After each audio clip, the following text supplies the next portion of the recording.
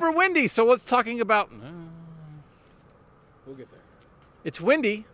So let's talk about running the football. Stephen Means, Nathan Baird, Doug Lesmerises at the Woody Hayes Athletic Center. On Tuesday, we talked with Ryan Day and the Ohio State Buckeyes about their game on Saturday against Wisconsin and that run game. Nathan, you wrote about some of the things Ohio State gave up in the run game against Northwestern on Friday, and then they talked about it more. They realized, it seems that they realized that their run defense has to be a little better against the Badgers.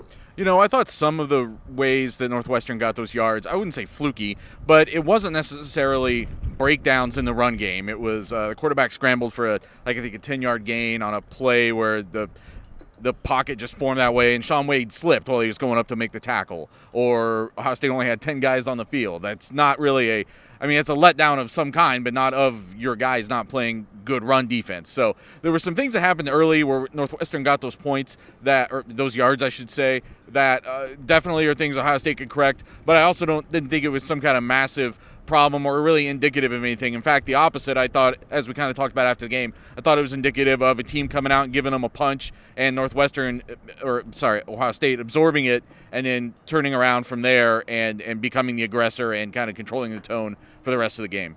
Stephen, we were in there listening to Ryan Day and Greg Madison and Tuff Borland, and people talk about Jonathan Taylor, the Wisconsin running back, who's as good as any running back in the country.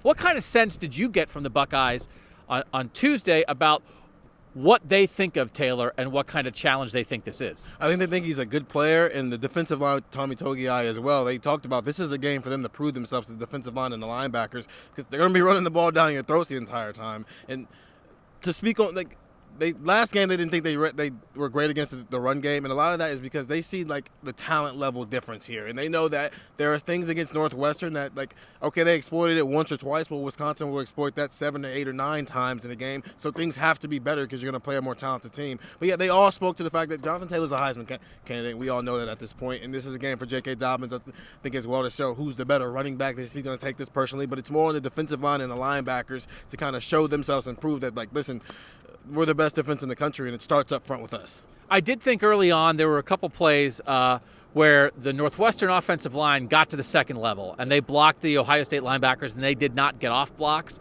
And so this will be a linebacker game. Ryan Day indicated that the Baron Browning situation is an injury.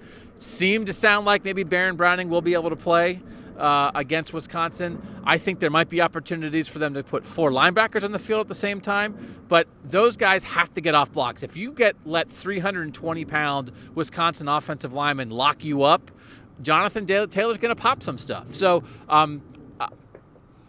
that's like how you run the ball. A lot of stuff is that's football. That's what running the ball is. But there were times where they weren't shedding effectively against Northwestern, and if that turns into a game-long problem against Wisconsin, that's how Wisconsin makes this a game. Stephen, Nathan, Doug, just so much stuff coming this week. You know what? Try the texts. cleveland.com/OSU for our stories, and a 14-day free trial on getting texts from me about the Buckeyes. See you later at cleveland.com.